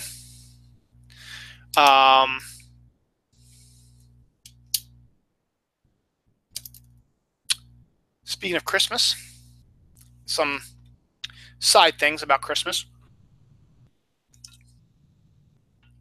Hanukkah's getting close to wrapping up. It started on the 12th, so it goes 8 days. So you probably got a couple more days left in Hanukkah. Something that we do every year, we don't technically follow the rules exactly, but there was something when I worked at Diamond that a book that I read called The Feast of the Seven Fishes, which is an actual Italian family Christmas event where they do the Feast of the Seven Fishes on Christmas Eve, where they have 7 fish dishes and stuff like that. And it's a big family get-together on Christmas Eve. And it's the Feast of the Seven Fishes. It's 7 different fish things. So you've got appetizers and salads and actual main courses and stuff like that that are all seafood related and stuff like that. So I decided I wanted to try something similar with our Christmas Eve. And so with our Christmas Eve, what we do is my kids are still interested in doing the pageant for kids. We have our meeting tomorrow, Sunday, on the new stuff that's going on with the pageant, which will be next Sunday, the 24th. And the kids get to play a part of the manger scene. Not baby Jesus, because that's a real baby from one of the people, the parishioners at the church. And not Mary and Joseph. Those are done by kids who go to the Sacred Heart School, which is part of our church. They're picked to do those roles, and then they also pick the kids to do the readings from Sacred Heart School. Now, all the other roles are filled by parishioners who might not necessarily go to Sacred Heart School. So you have the three wise men, you've got stars, you have angels, you have animals. And you can be whatever you want to be. If there's more than three wise men, if there's six wise men, that's okay. Normally there's three, sometimes two, sometimes one. And the kids decide what they want to do. So we've had Noah's been a wise man, Noel's been an angel, they've been cows, they've been sheep, they've been stars. They've done the whole gamut. I think this year, Noel wants to be a cow and Noah wants to be a sheep. So they will be put into the sheep and cow sections, and then there's going to be a specific point. Well, this is what they did every year since we've done this, and as I said, they're changing it up this year, so we'll see what happens with that. But what they normally do is when they read the nativity story, they do the whole thing and they have music involved with it. And then, you know, the three wise men saw stars in the sky. The stars walk up and then the three wise men follow them. The animals and the shepherds, they all walk up and stuff like that. So they'll go up when they're supposed to, and they go up on stage and they create their own manger scene. All these kids, you know, dressed up as animals and stars and angels. Now, obviously, the angels are the biggest group because it's little girls and they like to dress up and be angels. So that's the one you're going to see the biggest amount of. And then the animals you get a good amount of, and the stars also because they're easily made costumes. So we're going to find out tomorrow what the new deal is. But for now, that's what we do. So we do that. So we do that. And then after the Mass, and that's our Christmas Mass, basically, because usually, you know, you get up Christmas morning, you open your presents, and you want to take your time and just, you know, feel the Christmas spirit. And then usually we go to my Uncle Philip's house afterwards for dinner. That's going to change this year also. So what we normally do then is, so after that, the grandparents usually come to watch the nativity scene because, hey, they want to see their grandkids up on stage, and they want to be there for Mass. And afterwards, they come back to our house, and we do a variation on the 7 feasts of the fish, or the Feast of the 7 Fish. I usually grill salmon. We make like seafood macaroni and cheese. We have goldfish crackers. And we make like a salad and veggies that aren't fish related, but we have a nice meal, but we have a kind of fish stuff in it, and we call it like the Feast of the 7 Fishes type of thing. We did the Long John Silver cheddar biscuits before. it's a seafood restaurant, but it's not seafood. So, stuff like that. And then the grandparents leave, and then the kids get ready to go to bed. And I read them the night before Christmas, before they go to bed. Then they go to bed, and then Dawn and I wrap presents that we got them, and wait for Santa to come and deliver the presents. And then Dawn and I wrap presents in different rooms. She wraps my presents for me in the living room by the tree. I wrap presents for her in the family room while I'm watching A Christmas Story, which I will talk about in 1 second too. See, I'm all connecting stuff today.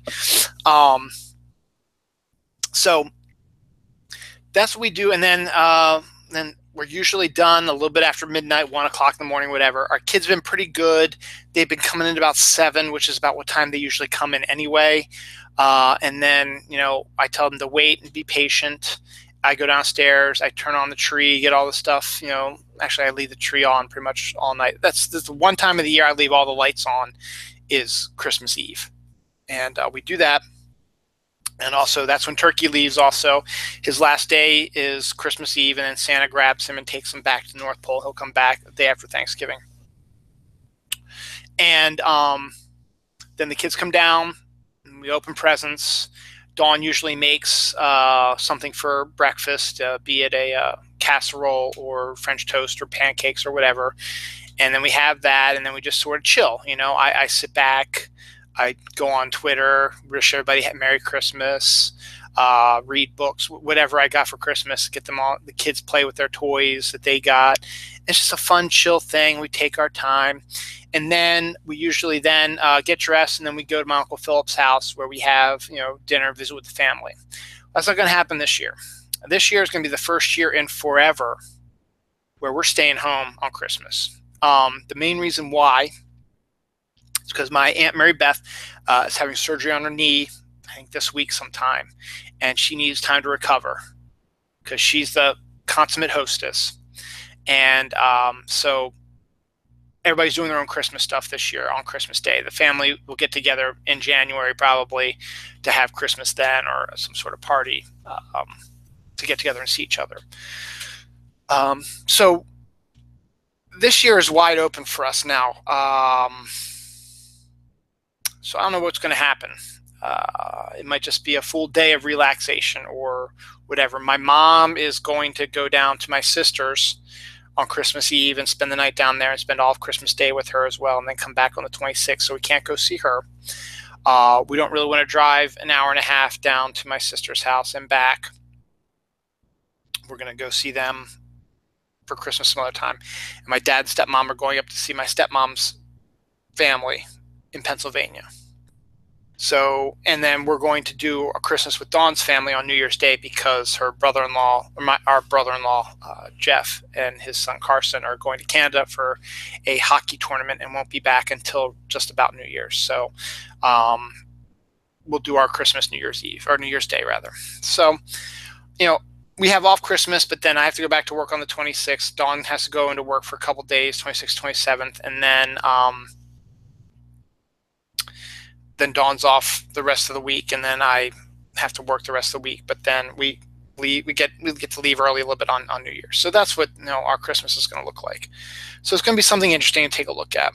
So that was the Feast of the Seven Fishes. What did I tease? Oh, Christmas Story. So I do, as I say, every year I watch Christmas Story when I'm wrapping Dawn's presents for her in the family room. And I've done it every year. There might have been 1 or 2 years in there where I didn't do it, but that was because we were either away at someone else's house and I didn't bring it with me and I didn't watch it or whatever. Or maybe I caught a little bit of it on TNT or TBS. Regardless, I watch it every year when I'm home. Tomorrow night, Sunday, Fox is going to do a live version of the musical version of Christmas Story, which I didn't know existed until last year when the traveling group came to the Hippodrome, which we didn't get to go see last Christmas. But they're going to be doing a version of that tomorrow night. Now, if it starts at 8 o'clock, I'm not going to be able to watch it from the start. What I might do is I might record it. If it's probably going to start at 8. And then pick it up halfway through or whatever when I get a chance. So we'll see. But Christmas Story is one of those films that I would say is probably my favorite Christmas movie of all time. And the musical, we'll see how much I like that. But there's just something about A Christmas Story that I've always loved. And I loved it before they did this TBS TNT 24-hour marathon. I would try to watch it every year regardless around Christmas time. I made it my goal to do that because it's my favorite Christmas movie of all time. Don't ask me why. It might be the period piece. The fact that it's not a bad movie. It's a lot of fun. There's a lot more going on than just Christmas stuff. And just the acting is great. And I think it's the atmosphere of an old style, 1940 style Christmas, what it was like. 70, 80, 90 years ago, 70 years ago. Don't get ahead of yourself. So the musical version should be interesting to check out, but I don't think anything is ever going to top the original version, which I will be watching on Christmas Eve again. It's just, as I said, I think it's the time frame, the setting of the film in the 1940s, and just the style, the music from the radio, and they did a really good job with the set design. It looks like a film that was made in the 1940s. I don't think there was anything that made it look like it was anything less than a 1940s film, or that took place in the 1940s. And when you do a movie like that that has such, you know, pinpoint detail on it, that's what makes it a great film. Titanic, for all its weaknesses and storyline, the fact that James Cameron was obsessively anal about making sure the Titanic looked like the Titanic, that it itself made it a good film, despite the story. The fact that he was able to make it and basically remake the entire Titanic on a film set is outstanding. So we'll see about the musical. I like musicals. I'm not sure I'm a big fan of the trend of turning movies into musicals. Sometimes they work. We watched The Bodyguard earlier this year, and that worked pretty well as a musical. Mamma Mia started off as a musical and went into a movie and was made into a movie that was kind of crappy. The movie was kind of crappy, but the musical itself was really good. And, you know, you would ruin Book of Mormon or Spam-A-Lot if you made them into movies, I think, because you have to see those in the theater because they're just amazing. So we'll see. And I was not really a big fan of the Hairspray musical. I liked the original Hairspray movie better. And I guess it's the case a lot of times that if they make a musical based on a movie, you're going to probably like the movie better. But it's reverse, where if they make a movie out of the musical is probably better. And that just usually tends to be the case. As I said, the one time I would disagree with, I thought the Bodyguard musical would probably improved upon the movie. The movie was okay, but I think the musical was fantastic. So we'll see what happens. I will probably be watching it maybe an hour in. I'm still probably going to record it. Maybe I'll catch the first part sometime. But I will probably jump in, and I know the storyline, so I'll just, you know, follow along with what I can figure out and put my 2 cents worth in. So that should be a lot of fun. One thing that I saw that kind of hit me a little bit because of how I'm feeling today. Now, let me step back a little bit. Let me tell you why I'm feeling the way I am today, for a couple of reasons. One, it has been a most stressful few weeks at work due to the fact that we've just been slammed with stuff. I'm getting pressured to try to get all this stuff out. I'm behind on a lot of stuff. I'm getting pressure on everybody to make sure things ship, and if they don't, it's the end of the world. I'm getting screamed at, yelled at, pressured. I'm going in early, staying late. I'm working on Saturdays, and it's killing me. I don't like it because I don't get a lot of sleep. And I blame my cat for that. You know, I love you, Jinx, wherever you are. You were down here not too long ago. During the winter, she always does this. She wakes me up sometimes 3 times a night, sometimes 2, sometimes 6 to 7 times a night. Because I'm a light sleeper, and I close the door because I know if I don't close that door, she's going to open the door, she's going to meow, she's going to get into stuff she's not supposed to get my attention, and I need to pick her up and bring her downstairs and watch her eat, and then go back upstairs. The whole thing's going to go through again tonight. Even more so, maybe a little worse now, because Dawn and the kids aren't going to be here, and she's going to freak out wondering where they are.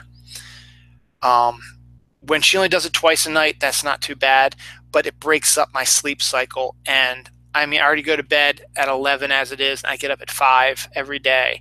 And your sleep cycle broken up into 2-hour increments, something like that, is not healthy. And I'm exhausted and tired. I'm worried about the van because of the noise and stuff that it makes, that sometime it's going to break down on me. And again, we're going to have to pull out a small fortune to take care of it. I'm worried about what's going on in our world with just the insane hell that we seem to be going through with this current administration. And it just boggles my mind that no one is doing a damn thing about this. And they are, in fact, backing him up. And it's a group of people who are trying to protest and bring him down that is helping. But we have to do it. They have to do it for everything. And we're not getting any help from anybody. And that's kind of depressing. And then I feel bad because I'm so tired and I'm grumpy, and I was out shopping for like 5 hours today, and my thumb, this thumb right here, is killing me right now. I think I did something to the ligaments. It's painful.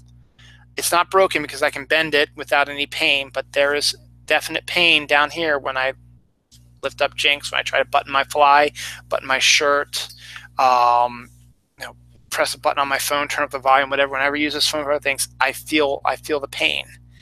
So I'm in pain here. I'm stressed at work. I don't have a lot of sleep. I'm worried about the car. I'm worried about my kids, obviously. And I feel like I let my family down because they wanted to go down. My daughter went shopping with my mother-in-law today for her birthday. And then I didn't know this, that we were going to go down to get her and then go see this park that has Christmas lights and stuff like that. And then we were going to come back. I didn't want to go down there. I don't want to walk around and see Christmas lights after being so tired and being in pain and being stressed out. And then now I feel guilty that I didn't go down there because now it's like I'm being a bad father again. Maybe I need to buy her some jewelry. Yeah, see, going back to what I was talking about.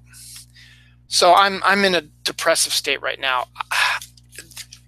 And the thing is, I don't know why I'm as depressed as I am, because my life is a lot better than a lot of other people's.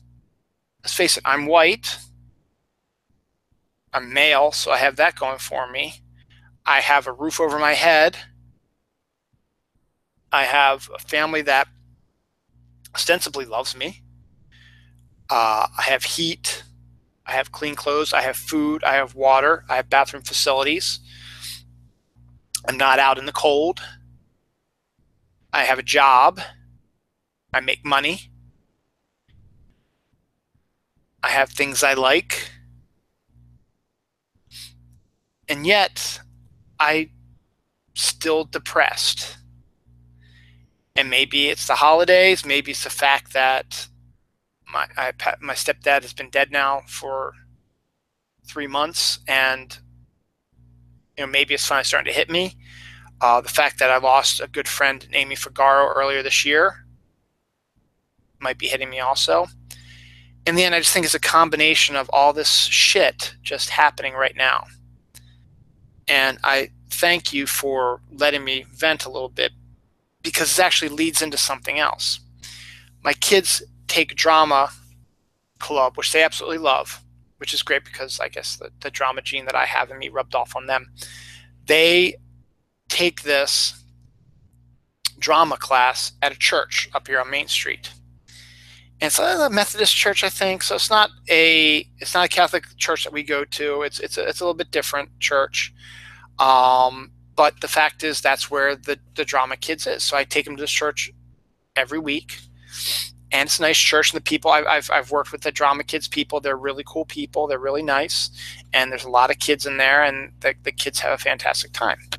Well, this past Wednesday, when I dropped them off, I saw an ad, like a poster, maybe not an ad, but a poster inside the church for a mass called the Mass of the Longest Night, and I'd never heard of this before. And when I sat there, and it drew my attention, and I read what the poster was about, it made me feel pretty good. Because everybody knows around this time of the year, suicides go up. Now, the reason why is you don't have family, you lose your job, you don't have money to buy your family stuff, you feel useless, you're depressed, your life isn't going the way it is. Maybe you broke up with somebody and you just haven't been able to handle it. So people get suicidal around this time of year when you're surrounded by all this joy and comfort and good cheer and family and stuff like this, and you don't have any of that stuff, or you're having trouble with that stuff, your thought turns to suicide. Or just plain up loneliness. Like my mom is starting to come down from her high, not her high, because she's not high. She wasn't happy about it. But when her husband, my stepdad, died, she had a purpose and a focus, was to clean out the house and get all the stuff there, get it all organized. And, she's able to do stuff that she wanted to do. She no longer has to take care of my stepdad because of, he was too ill to take care of himself. And so she had to do everything for him. And so for the first few months, she was great. She was so fantastic. But now it's starting to settle in on her that her husband's gone. And she's been a little depressed a few times lately. She's talked to me a little bit. Things seem to be going bad for her too. Her cable went out. Toilet chain broke. The faucet was leaking. She got that all fixed, but it's money she doesn't have. Or she has it, but I mean, it's stuff that she probably could have used for other things. And she starts feeling bad again and lonely, stuff like that. So she talked to me a little bit, and she said she felt better. But I think she's finally getting to the point where, my mom's strong and tough and stuff like that. And I think she's going to be okay. But, it's around the holidays again. And despite the fact that you became the caretaker for your husband, he was still there. You still gave Christmas presents to each other. He was still there all the time. You had someone to talk to, and now you don't. I get it, Mom, I do. But what this Mass of the Longest Night is, and I guess it's only at this church, and I don't know what day was it. I didn't even spy. It might be Christmas Eve, actually, or maybe the 23rd or the day after Christmas, something like that. But it's a Mass to help those who are feeling suicidal or who are feeling lonely. And it's a way to make you feel spiritually better. And despite the fact that, I'm not that religious, and even though I'm Catholic, the fact that a different denomination of church than I'm used to is doing something similar like this, I have to applaud it. It's a brilliant idea, and it's absolutely extraordinarily helpful, I think, that somebody who feels suicidal or feels lonely or depressed can actually go to a Mass where the priest or whoever will sit there and say, you matter. You're important. Your life is a blessing. Try to cheer you up. Try to get you to feel happy, to feel spiritual, to get that spirit back, and to make you feel good. Now, I've never been to one of these, so I'm just projecting what I think it is, but that's, to me, what it seems like it is. It's the church reaching out to people who are suicidal, depressed, and lonely, and trying to make them feel not as depressed or lonely or suicidal. I also give props to Will Fish and a few other people out there who every day post suicide hotlines. If you feel suicidal, you call these hotlines and you talk to somebody and you just get the stuff off your chest, because talking to someone does help immensely. My mom called me the other day. She was upset, and she said after talking to me for about half an hour that she felt better. Now, I don't know if she truly did or not, or she's just saying that because she felt guilty for taking time away from taking me away from my family or whatever. But Mom, you're my family too. And if you ever need to call or talk, I'm here for you. And that's what these people need. That's all they need. So on this Christmas holiday, take the words of Frank Cross from Scrooged. Go out there. There are people out there who are hungry, who are upset, who are sad.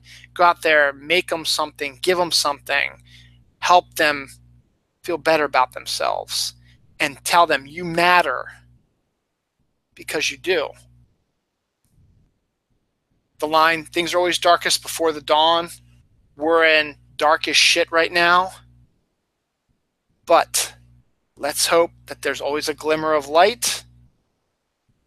The elections notwithstanding that have happened the last couple weeks have been a slight glimmer of light, but the shit still keeps growing, and the light doesn't appear to be getting stronger, but it is. And hopefully at this time next year, we'll be having a different discussion about things. Just think about that. 1 year from now, Christmas of 2018, if we want to afford change in the government, if we can flip Congress and flip governorships in November, I think things will look a lot brighter at this time next year. But We're not there yet. That's still 365 days away. We're in the here, we're in the now. And you need to know you are important.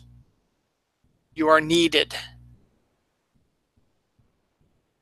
I know depression is a disease in some cases. And just by telling you to cheer up or that you are needed is not going to help. But I hope it does a little bit. Because you are needed. You are loved. You are wanted. You are not alone. It may seem like it, but you're not. And this Mass, the Mass of the Longest Night, is one of those, I think, a wonderful thing. I've never been to it. As I said, it's the first time I ever heard of it. But the fact that a church recognizes the fact that this happens around this time of the year and that they want to do something to help is the epitome of what church can do. It's not about hatred. It's not about exclusion. It's about love and compassion. And it always has been. It's ironic that tomorrow, or Sunday, whenever you watch this past Sunday, the third Sunday of Advent, which is tomorrow, is the happy Advent day. It's the one, I mean, all of Advent's pretty happy because you're expecting the arrival of Jesus with his birth on Christmas Day. The Advent is leading up to that, and the first 2 weeks are getting you in preparation for it and make you contemplate and reflect. Tomorrow, or third Sunday of Advent, as it were, whenever you're watching this, is the fun one, is the one where it's time to, be happy, be grateful, have fun. It's a wonderful time to be alive. This is going to happen next week, and we're almost there, and it's time to party hardy, Marty. And then the fourth one is the final preparation. He's coming. He will be here tomorrow. Basically, that's the theory. At the week 4 of Advent is on Christmas Eve. Literally, the next day, Jesus will be here, be born. So, if you're feeling sad, depressed, or whatever, you need someone to talk to, call one of the suicidal hotlines, or look up, see if you can call, see if you can, if there are other hotlines you can call, or see if your local church just has something called the Mass of the Longest Night. Because it can feel that way when you're feeling depressed and sad and lonely and suicidal, that nobody loves you. I know from experience, I've had a similar experience, nowhere probably as rough as you guys have had, but when my girlfriend in college broke up with me, I had never been broken up with before, and I could not handle it. And it was a long, hard few months. I got addicted to sleeping pills, the ones over the counter, not the illegal ones. They are non-habit forming, but they were habit forming for me because I was just so depressed and upset. And the fact that I saw her basically every day because the campus was so small. And I was thinking of everything I screwed up and what I could have done better and how I just need to do one little thing and I'll get her back and stuff like that. And I had those long nights. I had those depressive thoughts where I didn't go out. I didn't talk to anybody. I didn't see anybody. I just stayed in my room, maybe in the dark sometimes, or listening to music or praying or even resorting to witchcraft to try to get her to come back. Yeah, I did that because I couldn't handle it.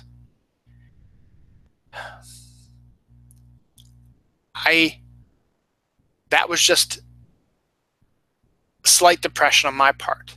I do know depression is a real thing, that is a disease that sometimes can't be cured. And even people telling you to cheer up and the world's not terrible like that, it's just not the way this works. Right now I'm sad, but you know what? I will be fine over the next couple of days. I'll be fine next week when I do my Christmas story reading.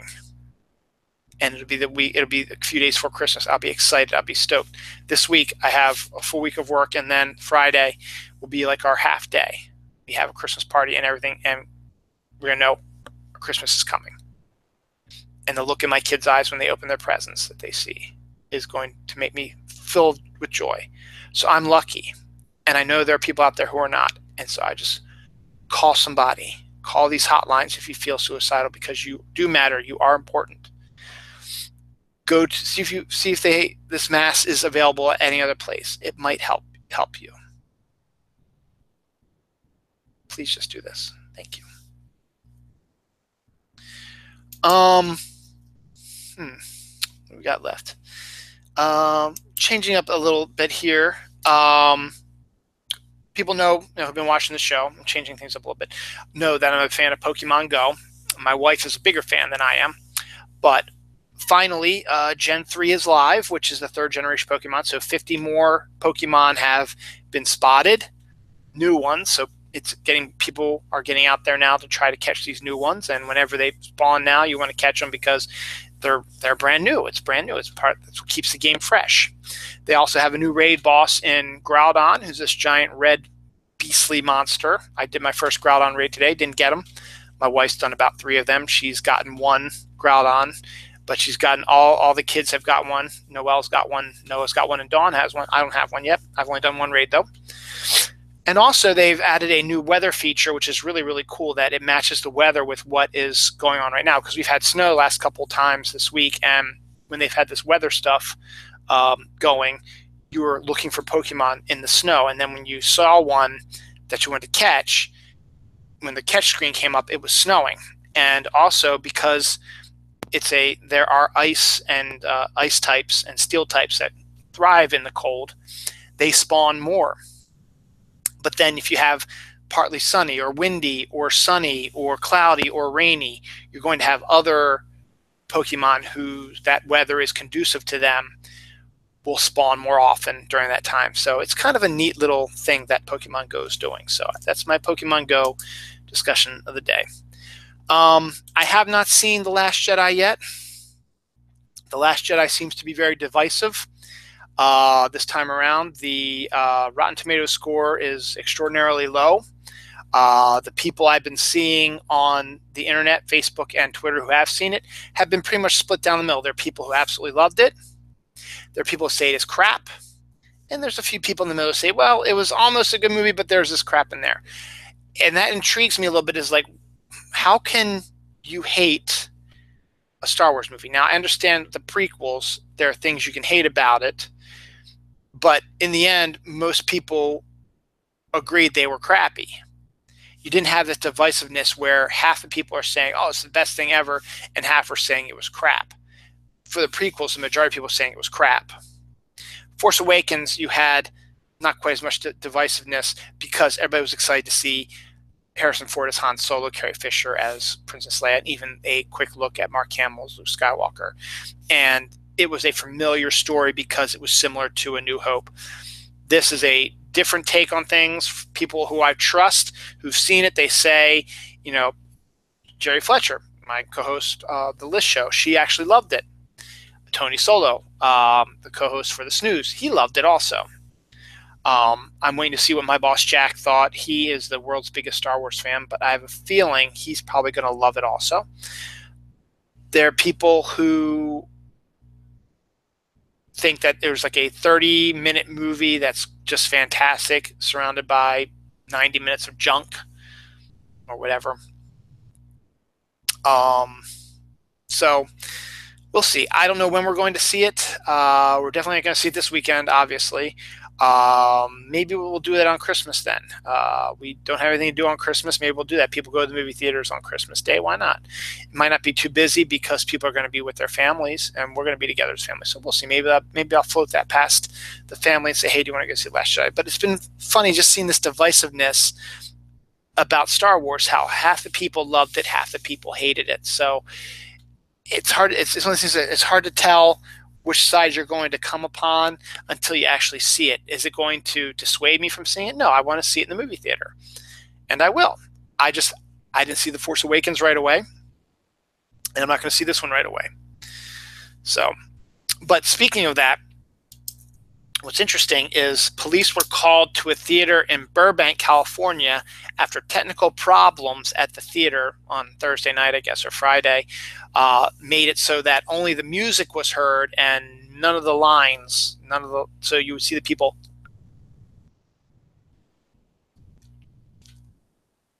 And all it was playing was the music. So people got so upset that they started causing a ruckus in the movie theater, enough so that the movie theater called the police on them, and they had to come in and quell this. So again, it's a fascinating thing.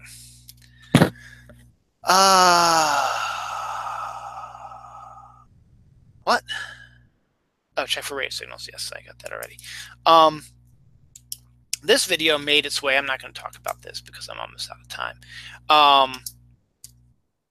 This video has been getting turned around the social media lately. My friend Gary, who's a biker, he posted it. It's from a bike dash cam. I think this is fake, but if it isn't, it's really kind of disturbing.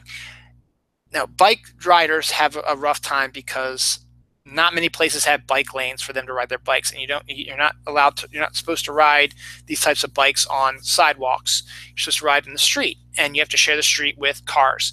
And cars, bike riders can only go so fast, and people in cars are so in a hurry that they're going to have to go around, particularly these back roads where there's only like 2-lane roads, and they've got to go around them because they don't want to hit them and stuff like that, or they can't get around them because other cars are coming down this way, so there's a big line of cars behind them and they have to go around the bike. It's got to be tough for bike people. So when you do have your own bike lane and you're in your bike lane and some asshole in a scooter decides to cut you off in the bike lane, maybe even give you the finger. I think he gave him the finger in the video of the dash cam video. Well, this one bike rider in this video decided not to take that shit anymore. So he had created a device, or was able to place where he could set fireworks into his bike and then light it and shoot the fireworks towards the people who were causing the problem. So this video shows him shooting fireworks at the guy in the moped in front of him who cut him off and then rode up ahead of him a little bit. And so he shoots fireworks at him all the time. Eventually, you see him get off of his bike and is running away, and the guy starts shooting more fireworks at the guy as he's running away. That can be dangerous because you could actually kill somebody that way. That's why I think it's a fake, but it's still an interesting video, to say the least. And you might want to check it out. It's making its way around social media recently, so you can't really miss it. I'm not going to talk about Manny Machado. It's a local Baltimore thing. All right, 2 more things, then we're going to get out of here. I know what I'm going to end with. So what I am going to talk about now is I'm going to talk about Check Eye Day. People who've seen my solo shows know I'm a holiday fanatic, and know I always try to put aside a portion of time in the show to talk about holidays, because literally every holiday, every day is a holiday. And I'm going to pull out Check Eye Day. Now, they have, their Twitter is Check Eye Day, at Check Eye Day. So at CHECKIDAY. They also have a website, checkeyday.com. So they have a link on their Twitter page, but I always do their Twitter, and they always tweet what the holiday of the days are. So today's holidays are Barbie and Barney Backlash Day, Boston Tea Party Day, National Chocolate Covered Anything Day. Chocolate covered nipples. It's after 10, I can say that. Yes, that'd be delicious. Anyway, National Wreaths Across America Day. And it's Stupid Toy Day today also. Stupid toys.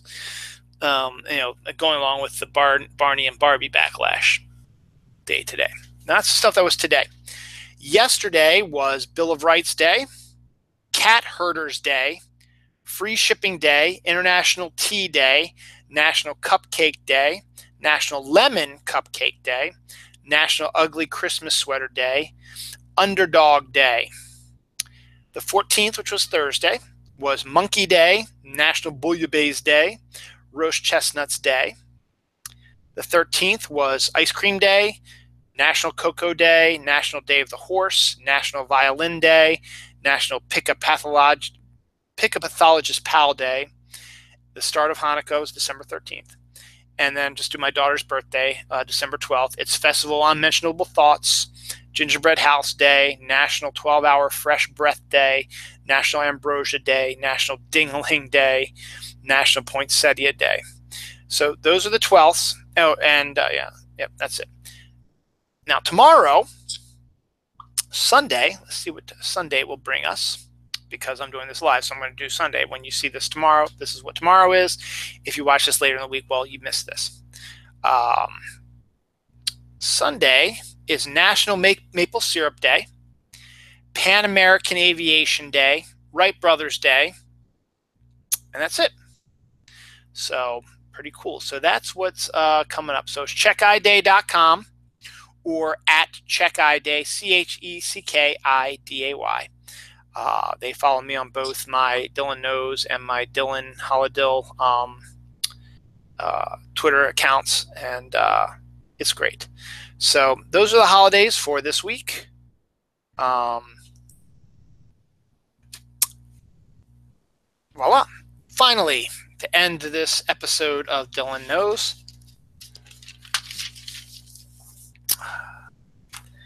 Jelly Belly, the gourmet jelly bean people, have created a special edition 5-flavor jelly beans based on the Justice League cast, or the Justice League characters. So they have an Aquaman flavor, a Superman flavor, a Wonder Woman flavor, a Batman flavor, and a Flash flavor. That got me thinking, what would those flavors be like? Aquaman might be fishy because he's watery. Superman would taste like steel, maybe, because he's the man of steel. Or like apple pie because of his American values. Wonder Woman would just be tasty because it's a woman and she's wonderful. And she's just, women taste good. That's besides the point. Batman would be all dark and licoricey probably. And the Flash, I don't know, might be like a cherry fast flavor, bubblegum flavor, I don't know. I don't think it's necessarily Aquaman flavored jelly beans or whatever. I think it's, it'd be Aqua Apple or something like that. But it's the Aquaman and Wonder Woman, Superman, Batman, and Flash flavors. So they'd probably be their colors. So Aquaman would be orangish, I guess. Superman would be red. Wonder Woman, I don't know, blue maybe, white. Flash would be red, and Batman would be like black. So, so we'll see. So, it'd be interesting to see what they actually taste like. But those are my silly takes on tasting stuff. Wonder Woman flavored. On that note, it is 10:42. I've been on for about 2 hours now, so I'm getting ready to shut my yap. The reason why I went early is because, as I told you, I'm tired. I'm probably going to want to go to bed, and I was hoping my family would be back, but I understand they're going to stay down. It makes sense. It's 10 o'clock before they got back from this place. They went to like a gardens that has like lights and stuff like that. I was just not feeling it. I had been out shopping for 4 to 5 hours. I was tired. My thumb hurts. I'm grumpy. I'm stressed out. And I just didn't feel like driving 45 minutes down to Olney and then going out into the cold and walking around and looking at Christmas lights, even though would be really, really nice, and then making my way back. And I have to drive everywhere, and I'm worried about my car, So now I'm getting back into depressive thoughts. So it's 10:43. I'm probably going to end this, probably go to bed. I will tell you this, though. Next week, I will be in a much better mood. It'll be my Christmas episode. I'm really excited for this. I think it'll be a lot of fun. I will be reading Christmas stories to everyone. And you can, show your kids that, because I won't be using bad language, stuff like that. So if you want to, I mean, I know you probably want to read to your kids, but I've got a pretty good Grinchy voice, and I'll be doing that. This isn't it. It's just a sample of it. I'll have to get into it when I'm actually reading it. It's similar to the Jim Carrey one, which, to be honest, maybe I'll go flip that on because it's on Freeform right now. So I think what I've got in mind is I think I'm going to read The Grinch, Frosty the Snowman, 'Twas the Night Before Christmas, Santa Comes to Maryland. There's a mouse one I want to read. And I think there's last year I bought my son the Home Alone Christmas storybook, which is a little bit different than the movie is, but it follows the same general story, but there's some changes in it, and it's really cool. So I'll show you that. And then the week after that, for my New Year's final episode of the year, what I always do is I do my In Memoriam episode. We lost a lot of people this year, not quite as many as we did last year. This year was more personal people we lost. People losing their mothers, stepdads, sisters, grandmothers, and we lost a good friend in Amy Figaro. But there was also a couple of musicians we've lost. Actor that I truly adored, Miguel Ferrer, he died this year as well. So my In Memoriam will be in 2 weeks. So this is probably going to be my last episode of newsworthy stuff, unless something gets my attention, and after I read the Christmas stories, maybe I'll go on a little bit of a spiel after that. And then the In Memoriam, I usually just do In Memoriam, and I don't do anything else for that. So on that note, it does get better. I just need a good night's sleep, I think. And I just need to have a good week at work. I need my thumb to stop hurting. And I need my neighbor to get that damn boat out of his parking spot, because that's pissing me off also. It'll get better. And I need more people to watch this show too, but I'm not too worried about that right now. So thank you. I had my one viewer for the longest time. Thank you for watching. I think you went on to do Late Night Movie Club, which is fine, because they're all put together. We might do an episode of The Snooze. I'm trying to get caught up on Walking Dead. I watched one episode before I did the show. I'm about 4 episodes behind. That's what we usually talk about in The Snooze, so we'll see what happens. We might do a Snooze on Thursday night, and then my Christmas show will probably be on Saturday night. We'll see. Again, so and then my comic show will be sometime during the week. So on that note, I'm going to say goodnight. Thank you for listening to me vent. This has been episode 221 of Dylan Knows. Next week will be our Christmas episode. It's going to be a lot of fun. I'm going to be pushing it like crazy. You'll be seeing tons of tweets, more tweets than normal about my show, because I want people to watch me read Christmas stories. And I think it'd be really, really cool for people to see this, and it's something unique and different. And I got some eggnog upstairs, so maybe I'll go upstairs and get some eggnog, just sort of curl up, maybe watch a little bit of How the Grinch Stole Christmas, the live action version, which is a better film than people give it credit for, on Freeform, and maybe go to bed soon. All right, guys, thank you for listening. Take care. Next week will be better. Everything's going to be better. I know it's a tough time. It'll get better. Thank you.